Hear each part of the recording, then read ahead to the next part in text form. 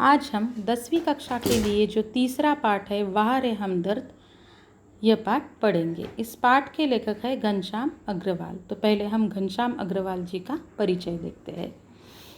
घनश्याम अग्रवाल जी का जन्म 1942 में अकोला में हुआ है, महाराष्ट्र। घनश्याम अग्रवाल जी की रुचि अध्ययन काल से ही लेखन में विकसित हुई। अपने आसपास की प्रत्येक स्थिति या घटना में हास्य ढूंढकर उसे धारदार व्यंग में डालना आपके लेखन की विशेषता है।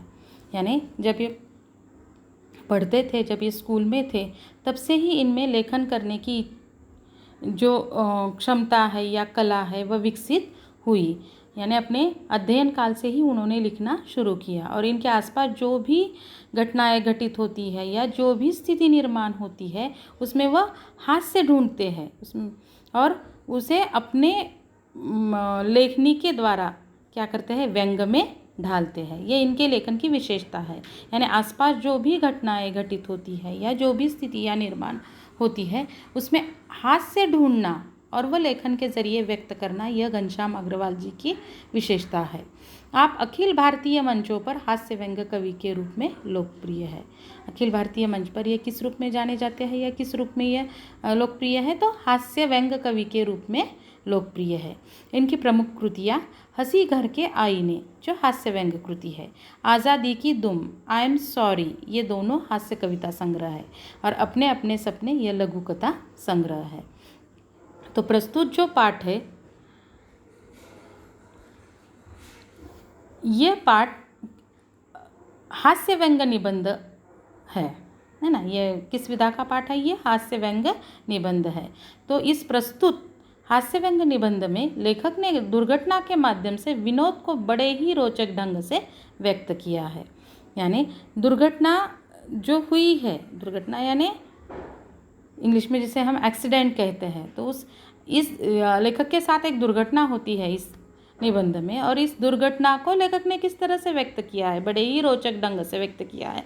और ये व्यक्त करते वक्त लेखक सिर्फ हास्य निर्माण करना ही नहीं, व्यक्तियों के स्वभाव किस तरह से होते हैं वह भी बताना चाहते हैं।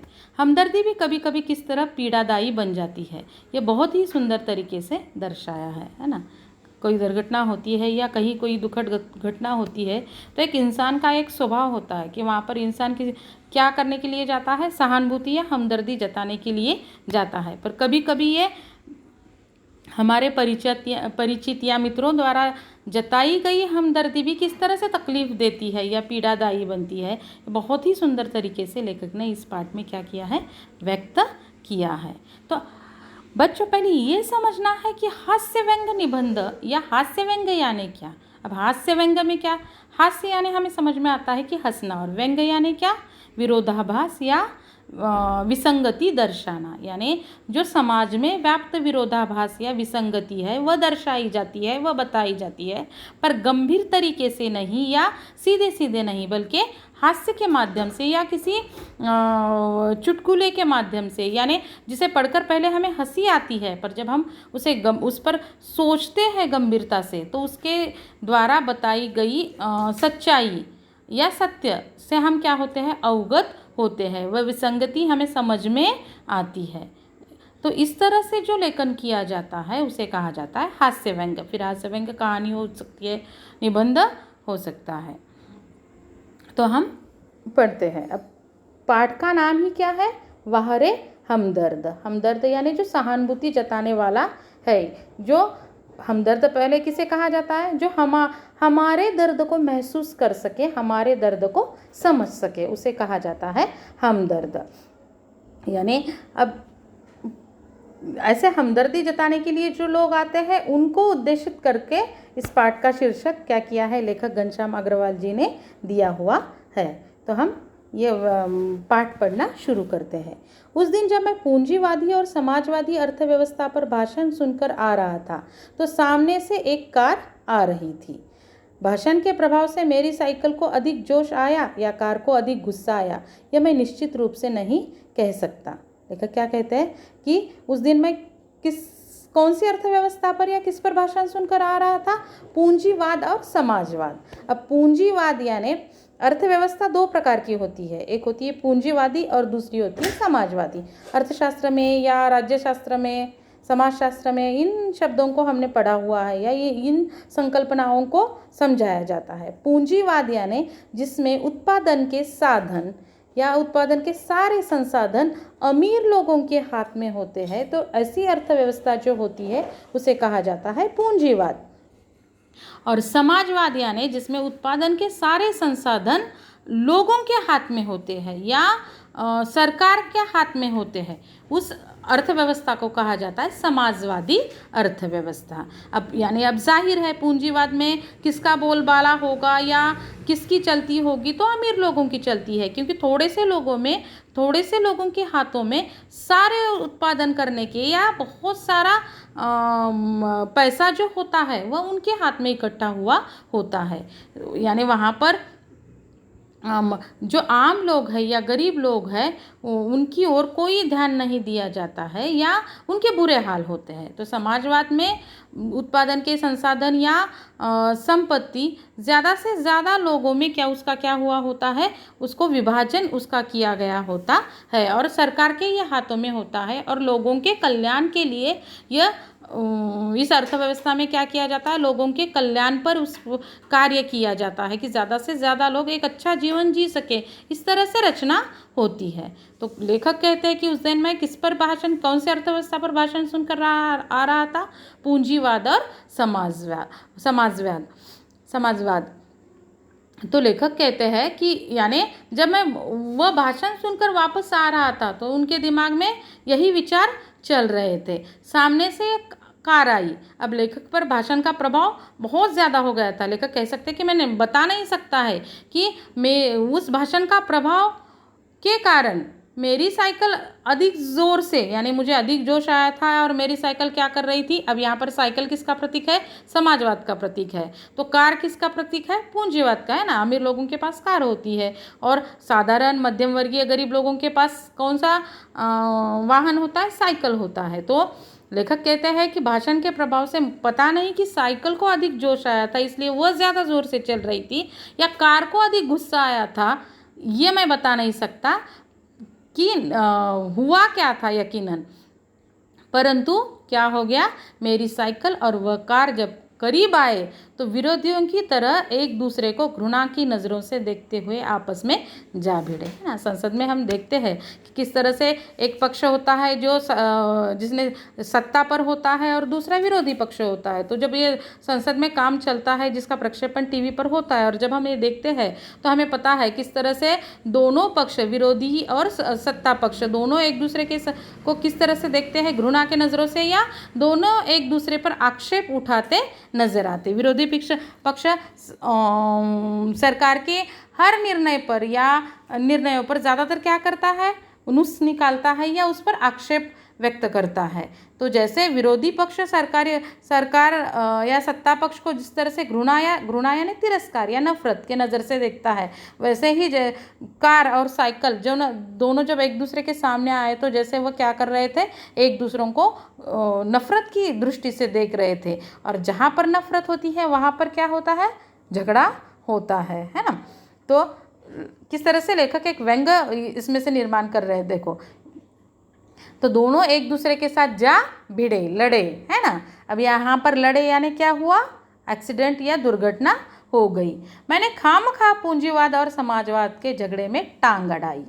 खामखा यानी बेवजह। लेखक क्या कहते हैं, मैंने बेवजह ही पूंजीवाद और समाजवाद के झगड़े में टांग अड़ाई। ये टांग में अगर न अड़ाता, यानी बाधा, टांग अड़ाना यानी बीच में आना, बाधा निर्माण करना। अगर ये टांग में न अड़ाता यानी उस भाषण का प्रभाव अगर मुझ पर ज़्यादा न होता तो ये दुर्घटना नहीं होती। पर उस भाषण का प्रभाव मुझ पर भी ज़्यादा था और जिसके कारण मेरी साइकिल उस कार से जा टकराई, ऐसा लेखक कहते हैं। फलस्वरूप मेरी टांग टूट गई। यानी यहाँ पर क्या हुआ, साइकिल और कार दोनों एक दूसरे से टकरा गए थे और साइकिल पर कौन बैठा था, लेखक बैठे थे और वहाँ पर साइकिल और कार की क्या हुई, दुर्घटना हुई। और उसका नतीजा, फलस्वरूप यानी उसका नतीजा क्या हुआ, लेखक की टांग टूट गई। दुर्घटना के बाद आज भी इंसानियत कायम है, यह सिद्ध करने के लिए कुछ लोग मेरी तरफ दौड़े, है ना। जहाँ पर कहीं भी दुर्घटना हो जाती है तुरंत आसपास के लोग दौड़कर आते हैं। यानी ये लोग क्या दर्शा रहे हैं, उनके अंदर जो इंसानियत है वह दर्शा रहे हैं कि वो मदद करने के लिए तुरंत दौड़कर आते हैं। तो लेखक कहता है कि आज भी इंसानियत कायम है। जैसे यही सिद्ध करने के लिए कुछ लोग क्या हुए, मेरी तरफ दौड़ पड़े। आँख खुली तो मैंने अपने आप को एक बिस्तर पर पाया। इर्द गिर्द कुछ परिचित अपरिचित चेहरे खड़े थे। आँख खुलते ही उनके चेहरे पर उत्सुकता की लहर दौड़ गई। मैंने कराहते हुए पूछा, मैं कहाँ हूँ। अब लेखक कहते हैं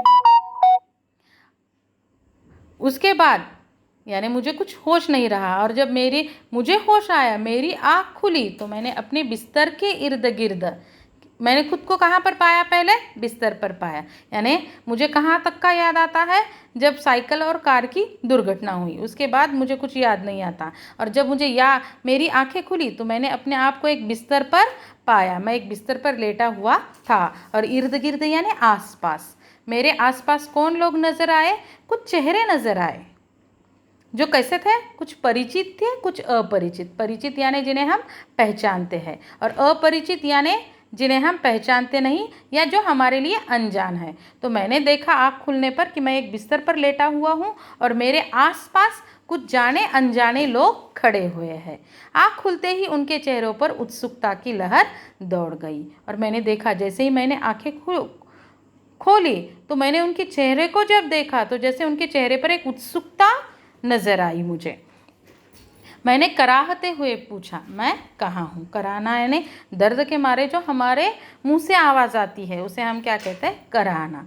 तो लेखक का एक्सीडेंट हो गया था। इस दुर्घटना में लेखक की टांग टूट गई थी और वो दर्द लेखक को हो रहा था। होश आने पर वो दर्द लेखक को महसूस होने लगा और उन्होंने कराहते हुए क्या पूछा, मैं कहाँ हूँ। यानी सड़क से उठाकर अस्पताल में लाने तक और अब होश आने तक लेखक कैसे थे, बेहोश थे। आप सार्वजनिक अस्पताल के प्राइवेट वार्ड में है। तो एक चेहरे ने क्या जवाब दिया, यानी यहाँ के एक व्यक्ति ने क्या जवाब दिया कि आप सार्वजनिक अस्पताल है। सार्वजनिक अस्पताल यानी सरकारी अस्पताल दो प्रकार के होते हैं, एक प्राइवेट होते हैं और दूसरे सार्वजनिक होते हैं। दूसरा होता है सार्वजनिक।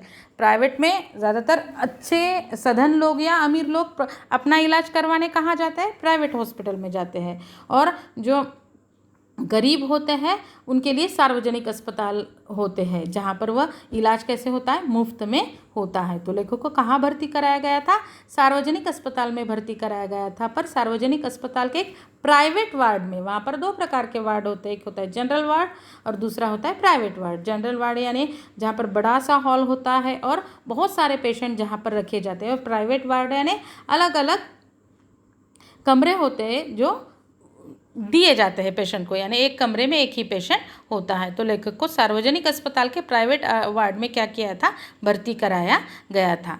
आपका तो वह व्यक्ति क्या बताता है, देखिए, आप सार्वजनिक अस्पताल के प्राइवेट वार्ड में हैं, आपका एक्सीडेंट हो गया था, सिर्फ पैर का फ्रैक्चर हुआ है, अब घबराने की कोई बात नहीं।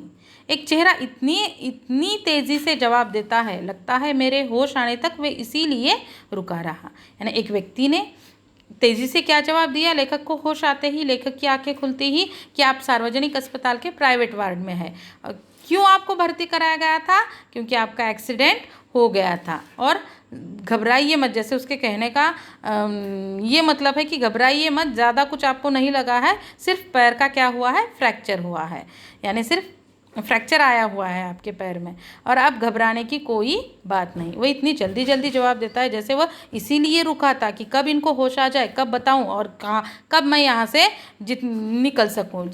जैसे लेखक के होश आने तक ही वह रुका था, और जैसे ही होश आ गया इतना बताकर अब मुझे जल्दी से जाना है, इस तरह से वह क्या करता है, जवाब देता है। मैं अपनी टांगों की ओर देखता हूँ। अब लेखक क्या कहते हैं, जैसे ही उसने मुझे बताया कि आपकी टांग क्या हो गई है, एक ही टांग फ्रैक्चर हो गई है, तो लेखक कहते हैं कि मैं अपनी टांगों की ओर देखता हूँ। मेरी एक टांग अपनी जगह पर सही सलामत थी और दूसरी टांग रेत की थैली के सहारे एक स्टैंड पर लटक रही थी।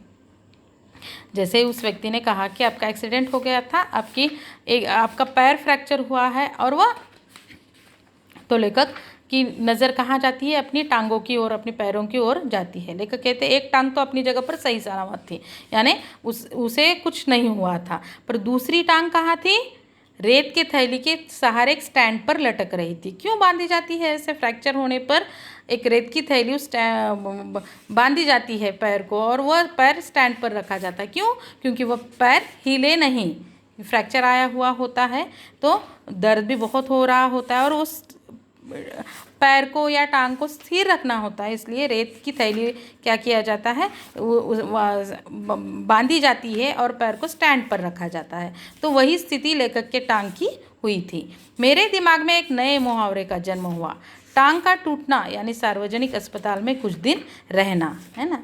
तभी लेखक है ये, कहीं पर भी जाओ इनकी यानी इनके अंदर का लेखक जागरूक किसी भी स्थिति में होता है, तो वहाँ पर टांग टूटी थी, एक पैर लटक रहा था, फिर भी लेखक के दिमाग में क्या आया? एक नया मुहावरा लेखक के दिमाग में जिसका जन्म हुआ, यानी एक नया मुहावरा लेखक को सूझा। और वो मुहावरा कौन सा था? टांग का टूटना यानी सार्वजनिक अस्पताल में कुछ दिन रहना। वो मुहावरा कौन सा? टांग का टूटना यानी उस सार्वजनिक अस्पताल में अब क्या करना है? कुछ दिन के लिए रहना है। सार्वजनिक अस्पताल का ख्याल आते ही मैं कांप उठा, और जैसे ही ये मुहावरा लेखक को सूझा कि टांग का टूटना यानी सार्वजनिक अस्पताल में कुछ दिन रहना, और सार्वजनिक अस्पताल ये शब्द जैसे ही उनके दिमाग में आया, जैसे वह अंदर से क्या हुए, वो ख्याल या वो विचार आते ही वो कांप गए। वो क्या हो गए? यानी एकदम से डर गए। कांप उठना ये मुहावरा है, यानी वो डर गए। अस्पताल वैसे ही खतरनाक शब्द होता है, फिर यदि उसके साथ सार्वजनिक शब्द चिपका हो तो समझो आत्मा से परमात्मा के मिलन होने का समय आ गया। लेखक क्यों डर गए, क्यों कांप गए अंदर से? लेखक सार्वजनिक अस्पताल का नाम सुनते ही, वैसे ही अस्पताल शब्द ही कैसा होता है? खतरनाक होता है। यानी अस्पताल कब जाते हैं? बीमार होने पर या एक्सीडेंट होने पर, या कुछ हमारे साथ यानी कोई दुर्घटना घटित होती है तो अस्पताल में जाना पड़ता है। यानी दर्द, अस्पताल का नाम लेते ही कौन से शब्द? दवाइयाँ, इंजेक्शन, दर्द, है ना, वो डॉक्टर, ये सारी बातें हमें याद आती है, और अस्पताल में जाना किसी को अच्छा नहीं लगता है। तो लेखक क्या कहते हैं? अस्पताल शब्द अपने आप में ही एक खतरनाक शब्द है कि जहाँ जाना किसी को अच्छा नहीं लगता, और उसके साथ में अगर समझो उसके पहले अगर सार्वजनिक शब्द अगर लगा हो तो समझ लेना चाहिए कि आत्मा का किससे मिलन होने वाला है? परमात्मा से मिलन होने का समय आ गया। यानी आत्मा परमात्मा से मिलना यानी क्या? ऊपर चले जाना, है ना, यानी मौत, यानी सार्वजनिक अस्पताल यानी वहाँ पर जैसे अब अब हम बचने वाले नहीं हैं ऐसे लगता है, ऐसी स्थिति वहाँ पर होती है। आत्मा का परमात्मा से मिलना यानी व्यक्ति का निधन होना या मौत हो जाना। अब तो इसीलिए लेखक अंदर से क्या हो गए? कांप गए। अब मुझे यूँ लगा कि मेरी टांग टूटना मात्र एक घटना है और सार्वजनिक अस्पताल में भर्ती होना दुर्घटना। लेखक क्या कहते हैं? दुर्घटना तो, टांग टूटना दुर्घटना नहीं है, टांग टूटना तो मात्र एक घटना है, पर दुर्घटना असल में कौन सी है कि मुझे कहाँ लाकर भर्ती कराया गया है? मुझे सार्वजनिक अस्पताल में लाकर भर्ती कराया गया है। ये तो टांग टूटने से भी बड़ी दुर्घटना है। टांग टूटना तो मात्र एक घटना है, पर उससे बड़ी दुर्घटना या उससे बड़ा एक्सीडेंट कौन सा है कि मुझे वहाँ से उठाकर कहाँ पर भर्ती कराया लोगों ने? सार्वजनिक अस्पताल में। यानी सार्वजनिक अस्पताल में भर्ती होना ही लेखक के लिए एक सबसे बड़ी दुर्घटना लगती है। उसके सामने टांग टूटना छोटी सी बात लेखक को लगती है। टांग से ज़्यादा फिक्र मुझे उन लोगों की हुई जो हमदर्दी जताने मुझसे मिलने आएंगे, है ना। अब लेखक को एक एक चिंता सताने लगी, यानी सार्वजनिक अस्पताल में भर्ती कराया देखकर ही लेखक चिंता में पड़ गए, लेखक अंदर से कांप गए। अब एक एक बात लेखक को क्या होने लगी? सताने लगी। एक एक बात की चिंता अब लेखक को लगने लगी है। उसमें से सबसे पहली चिंता कौन सी लगने लगी कि जैसे ही लोगों को पता चलेगा कि मेरी टांग टूट गई है और मैं अस्पताल में भर्ती हुआ हूँ, एक एक एक मुझसे क्या करेंगे? हमदर्दी जताने के लिए आएंगे। हमदर्दी यानी सहानुभूति। अब लेखक को ये चिंता होने लगी कि अब लोग क्या करेंगे? सहानुभूति एक के बाद एक आकर जताएंगे। अब हर कोई सहानुभूति जताने वाला सच में हमारा हमदर्द ही होता है या सच में उसे हमारे दुख दर्द का एहसास होता है? ऐसा नहीं है। बहुत सारे लोग औपचारिकता निभाने के लिए भी मिलने के लिए आते हैं, और जो औपचारिकता निभाने के लिए मिलने के लिए आते हैं ऐसे लोग बहुत परेशान करते हैं, क्योंकि और ऐसे ही लोग मिलने के लिए आएंगे, इसकी चिंता अब किसको सताने लगी? लेखक को सताने लगी। ये मिलने जुलने वाले कई बार इतने अधिक आते हैं और कभी कभी इतना परेशान करते हैं कि मरीज का आराम हराम हो जाता है, जिसकी मरीज को खास ज़रूरत होती है। देखिए अब लेखक को क्यों चिंता लगने लगी जो हमदर्दी जताने के लिए या मिलने के लिए आते हैं उन लोगों से, क्योंकि वह आते हैं तो बहुत अधिक मात्रा में आते हैं और क्या करते हैं, आकर जल्दी से नहीं चले जाते कि हालचाल पूछकर या कुछ ये कर जल्दी से चले नहीं जाते हैं, बल्कि क्या करते हैं, इतने अधिक परेशान करते हैं कि यानी मरीज को खासकर जब वह बीमार होता है या अस्पताल में भर्ती होता है तब उसको किस बात की ज़रूरत होती है, उसे ज़्यादा से ज़्यादा आराम करने की ज़रूरत होती है। और ये मिलने के लिए जो लोग आते हैं वो वही तो नहीं करने देते, आराम ही नहीं करने देते, वह क्या करते हैं, आकर कुछ ना कुछ बोलेंगे या उस बीमारी से या जिस कारण भी अस्पताल में भर्ती हुई है उससे संबंधित बातें घटनाएं सुनाते बैठेंगे, घंटों बैठेंगे, जाएंगे नहीं, और जिसके कारण मरीज़ का आराम हराम हो जाता है, यानी वह सो नहीं पाता है, आराम नहीं कर पाता है। तो जिस चीज़ की मरीज़ को ज़रूरत होती है वही चीज़ यानी आराम ही करने नहीं देते। इस कारण भी लेखक को इन हमदर्दी जताने वालों से क्या हो गई कि मिलने आएंगे तो उसकी चिंता होने लगी। जनरल वार्ड का तो एक नियम होता है कि आप मरीज़ को एक निश्चित समय पर आकर ही तकलीफ़ दे सकते हैं, किंतु प्राइवेट वार्ड ये तो एक खुला निमंत्रण है। देखा क्या कहते हैं, अगर मुझे सार्वजनिक अस्पताल में भर्ती कराया है, पर उसमें भी और बुरी बात कौन सी है, प्राइवेट वार्ड में भर्ती कराया गया है, क्योंकि अगर जनरल वार्ड में भर्ती कराया जाता है तो जनरल वार्ड के कुछ नियम होते हैं, क्योंकि वहाँ पर एक से ज़्यादा मरीज़ या पेशेंट होते हैं। तो कोई अगर आता है तो कुछ निश्चित समय होता है, वही व्यक्ति कुछ देर के लिए ही आ सकता है, यानी एक निश्चित समय तक ही वह मरीज़ के पास जाकर क्या कर सकता है, बैठ सकता है या उसे देख सकता है। पर प्राइवेट वार्ड में ऐसा कुछ नहीं होता है, क्योंकि प्राइवेट वार्ड होता है और यानी कोई भी मिलने के लिए आता है तो वह अपने हिसाब से आ सकता है, उसे लगता है उतनी देर वह बैठ सकता है, कोई रोक टोक या प्राइवेट वार्ड के लिए कोई नियम नहीं होता है। जैसे लेखक कहते हैं वहाँ तो खुला निमंत्रण है कि हे मेरे परिचितों, रिश्तेदारों, मित्रों, आओ, जब जी चाहे आओ, चाहे जितनी देर रुको, समय का कोई बंधन नहीं। यानी सार्वजनिक अस्पताल के प्राइवेट वार्ड में ऐसा कोई नियम नहीं होता है कि आपके परिचित या रिश्तेदार आकर आपसे मिलते हैं तो वह कब आए या कितनी देर के लिए रुके, इसका कोई बंधन नहीं होता है। तो जैसे उन्हें खुला निमंत्रण दिया जाता है कि आओ, है ना, जो परिचित लोग हैं, रिश्तेदार है, मित्र है, आओ, जब जी चाहे आओ, यानी जब भी लगता है मिलना है, जब जी में आता है आओ, जितनी देर चाहे रुकना है उतनी देर रुको, यहाँ पर कोई समय का बंधन नहीं है। अपने सारे बदले लेने का यही वक्त है ना। लेखक को लगा कि अब ये लोग आएंगे और जैसे हमदर्दी जता कर मुझसे कोई बदला लेंगे, यानी औपचारिकता के रूप में ये क्या करेंगे, मुझे और ज़्यादा परेशान करेंगे।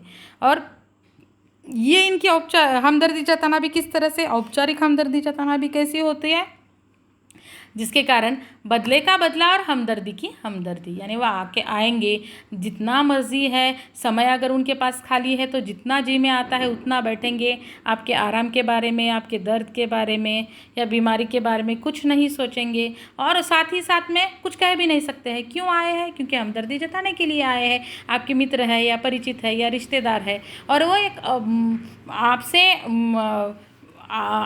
मिलने के लिए, हमदर्दी जताने के लिए, सहानुभूति दर्शाने के लिए आए हैं, यानी उन्हें कुछ कहा भी नहीं जा सकता है, यानी बदले का बदला, यानी अगर उन्हें आपसे उन्हें कोई बदला लेना है या आपको और ज़्यादा परेशान करना है तो इस तरीके से, इस बहाने से परेशान भी कर सकते हैं और ऊपरी तौर पर क्या दिखा सकते हैं कि हमदर्दी जता रहे हैं, यानी कुछ भी कह भी नहीं सकते, हमदर्दी भी जताई जाएंगी और उन्हें जो भी आपसे दुश्मनी है वह भी वहाँ पर निकाल सकते हैं।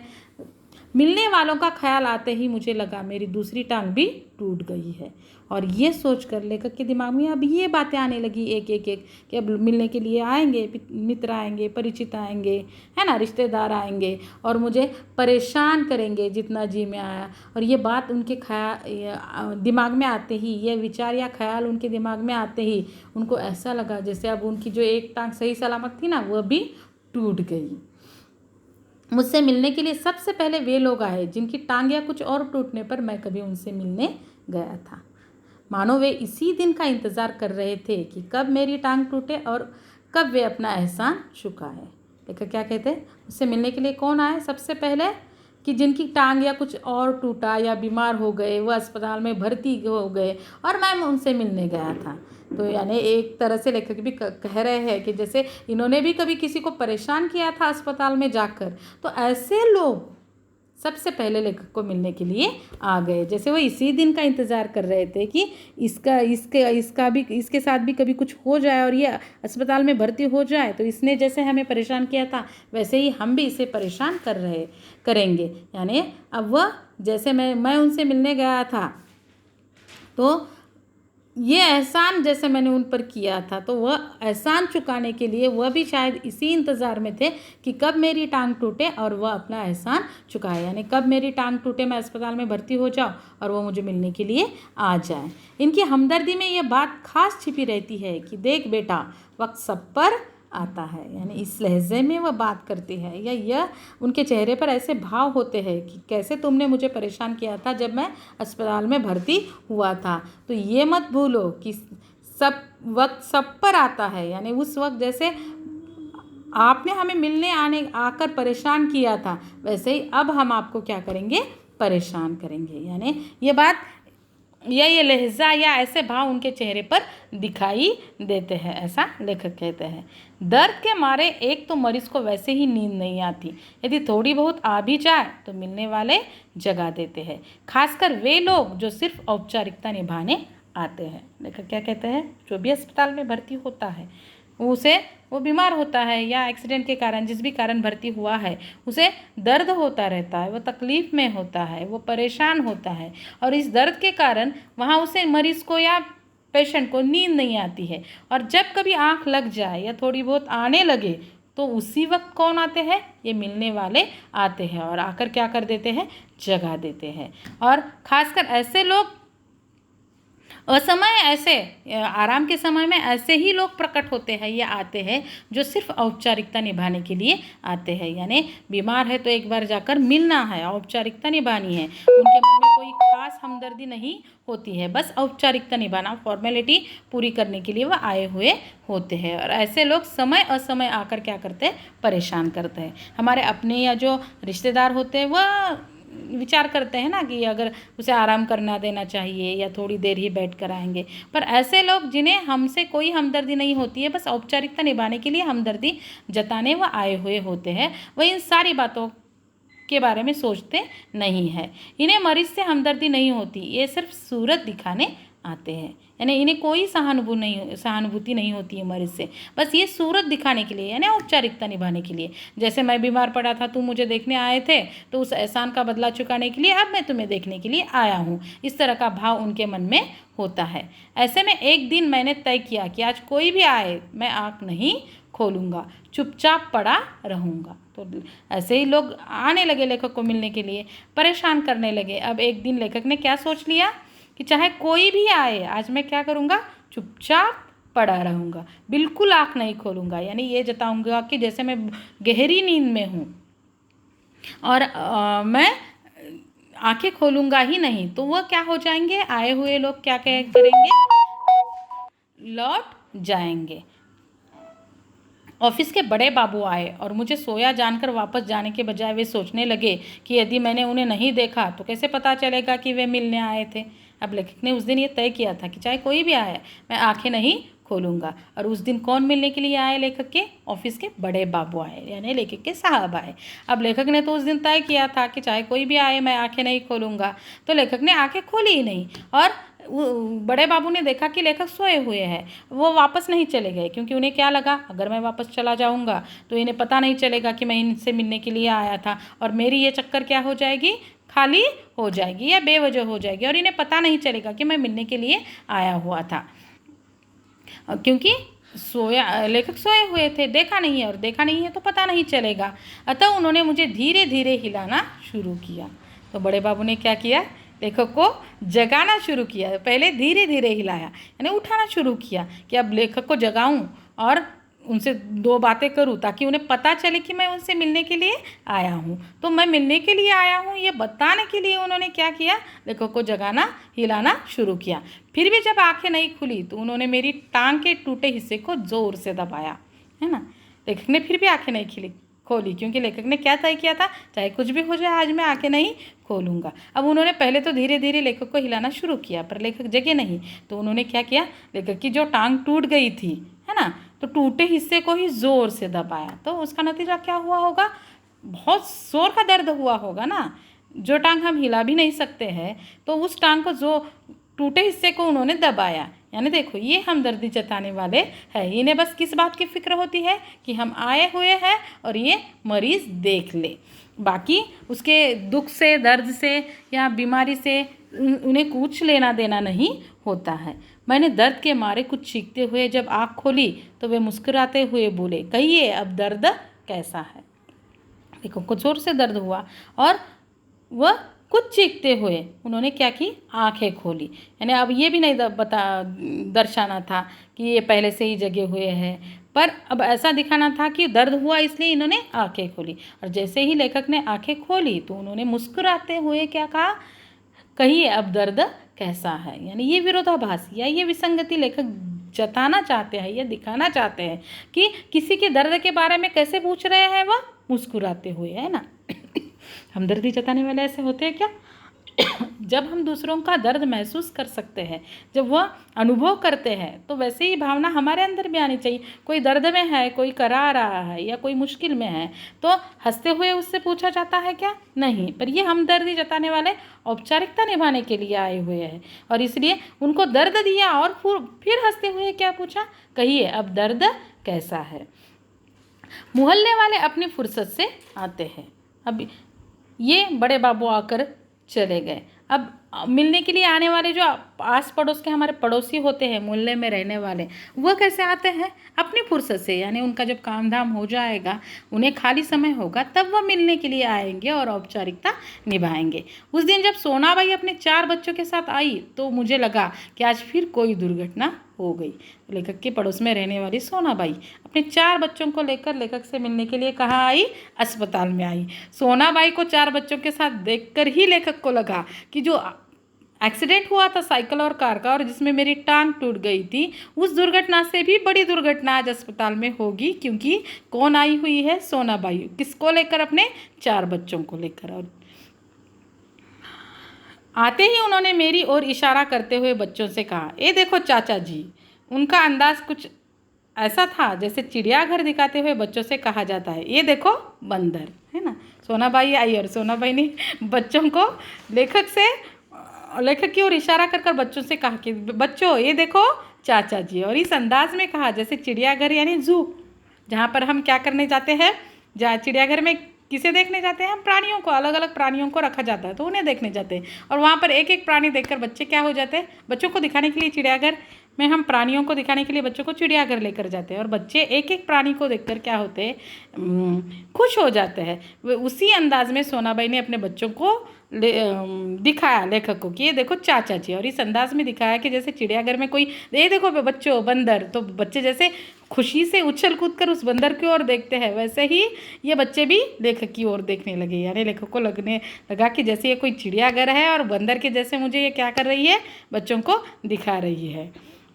बच्चे खेलने लगे। अब बच्चे हैं, कहीं भी जाए, अब उन्हें क्या कहाँ पता होता है कि अस्पताल है तो वहाँ का वातावरण गंभीर होता है या मरीज़ होते हैं, वहाँ पर शांति से बैठना है। बच्चे जहाँ जाएंगे खेलेंगे, उछलेंगे, कूदेंगे। और इस सोनाबाई के बच्चों ने भी यही करना शुरू किया। एक कुर्सी पर चढ़ा तो दूसरा मेज़ पर, है ना। 4 बच्चों को लेकर सोनाबाई आई थी। एक बच्चा किस पर चढ़ा, कुर्सी पर चढ़ा, तो दूसरा मेज़ पर यानी टेबल पर। सोनाबाई की छोटी लड़की दवा की शीशी लेकर कथकली डांस करने लगी। तभी सोनाबाई की जो छोटी लड़की थी उसने क्या किया, लेखक की जो दवा की शीशी रखी हुई थी, बोतल रखी हुई थी, वह हाथ में लेकर इधर से उधर जाने लगी। जैसे उसके लिए लेखक ने क्या किया है, जैसे वो कथकली डांस कर रही है, डांस का एक प्रकार होता है कथकली, तो जैसे वह हाथ में दवा की शीशी लेकर क्या कर रही हो, कथकली डांस कर रही हो, इस तरह वह हाथ में दवा की वह शीशी या बोतल लेकर इधर से उधर घूमने लगी। रप रप की आवाज़ ने मेरा ध्यान बटाया और तभी कौन सी आवाज़ लेखक के कानों में आई, रप रप की ज़ोर से आवाज़ आई और उस ओर लेखक का ध्यान गया। क्या देखता हूँ कि सोनाबाई का एक लड़का मेरी टांग के साथ लटक रही रेती की थैली पर बॉक्सिंग की प्रैक्टिस कर रहा है। लेखक और रप रप आवाज़ कहाँ से आ रही थी? तो लेखक की टांग जिस स्टैंड पर रखी थी, जिसे रेती की थैली बांधी थी, उस थैली पर सोनाबाई का एक लड़का क्या कर रहा था? बॉक्सिंग की प्रैक्टिस कर रहा था। यानी वह हाथों से उसे क्या कर रहा था? जोर से मार रहा था और उसके कारण रप रप की आवाज़ आई।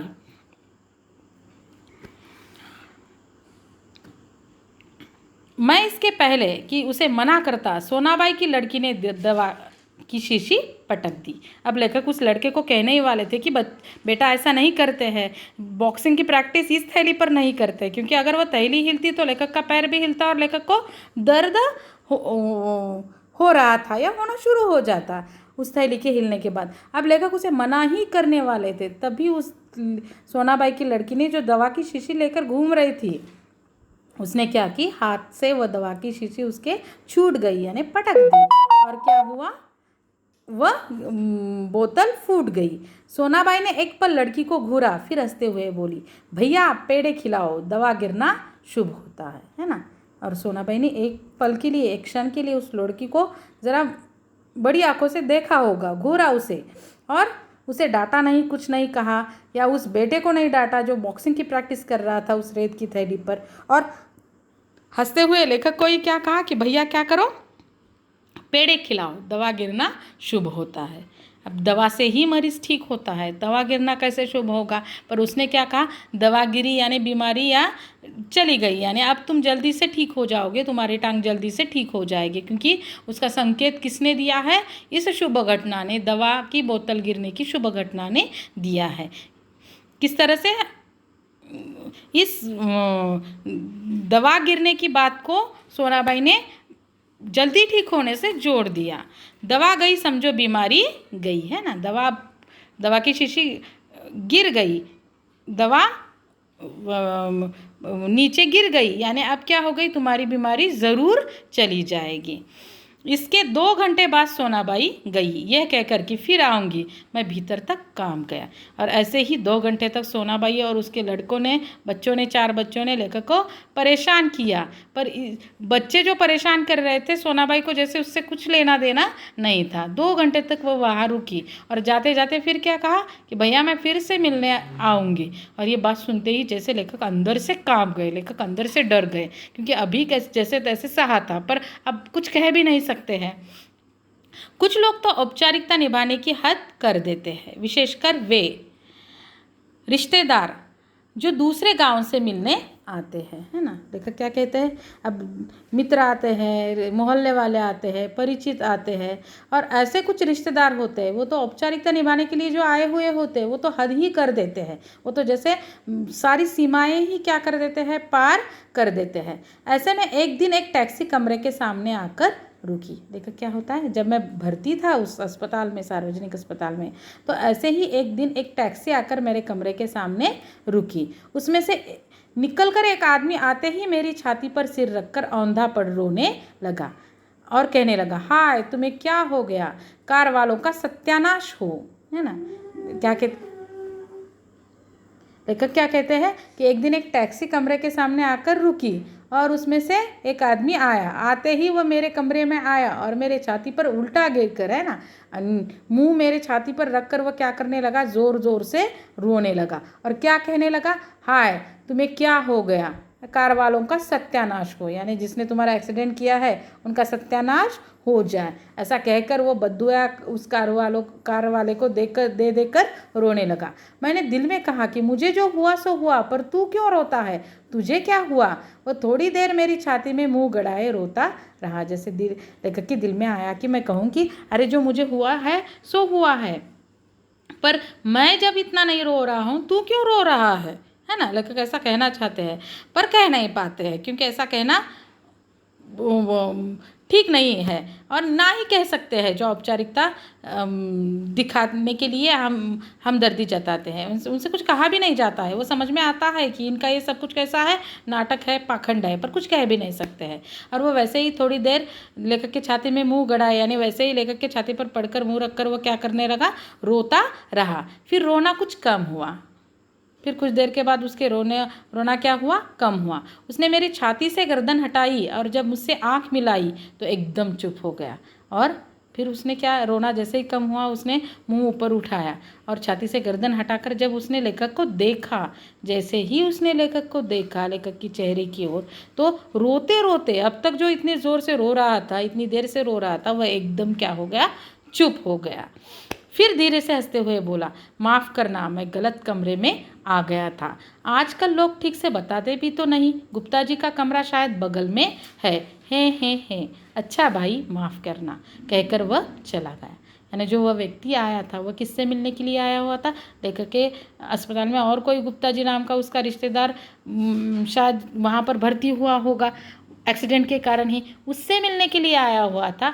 लेखक के कमरे में आया, उसने चेहरे की ओर भी देखा भी नहीं कि ये गुप्ता जी है या कोई और है। वो तो औपचारिकता निभाने के लिए तुरंत उनके छाती पर गिरकर क्या करने लगा, रोने लगा। और जैसे ही उसने ऊपर मुंह उठाकर देखा कि ये गुप्ता जी नहीं है बल्कि कोई और है, तो वह तुरंत, यानी अभी रो रहा था, अभी क्या करने लगा, मुस्कुराने लगा और कहा कि माफ़ करना, ये मैं गलत जगह आया हूँ। यानी मैं किससे मिलने के लिए आया था, गुप्ता जी को।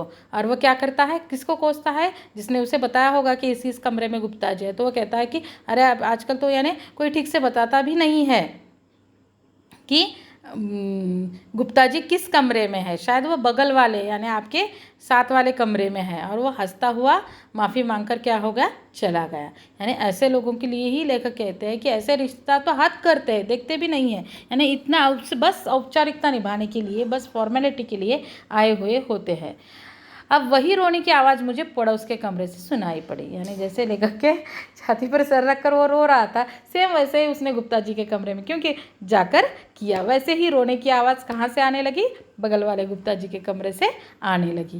यानी ऐसे लोग देखिए, यानी रोना भी इनका कैसा होता है, एक तरह से एक नाटक होता है ना, दिखाने के लिए पाखंड। और जो नाटक करते हैं वो ज़ोर ज़ोर से रोते हैं। सच में हमदर्दी जताने वाले दुख, उन्हें बहुत ज़्यादा दुख हुआ होता है, पर वह इस तरह से उसका प्रदर्शन नहीं करते हैं। प्रदर्शन करने वाले सच में हमदर्द होते हैं क्या, नहीं।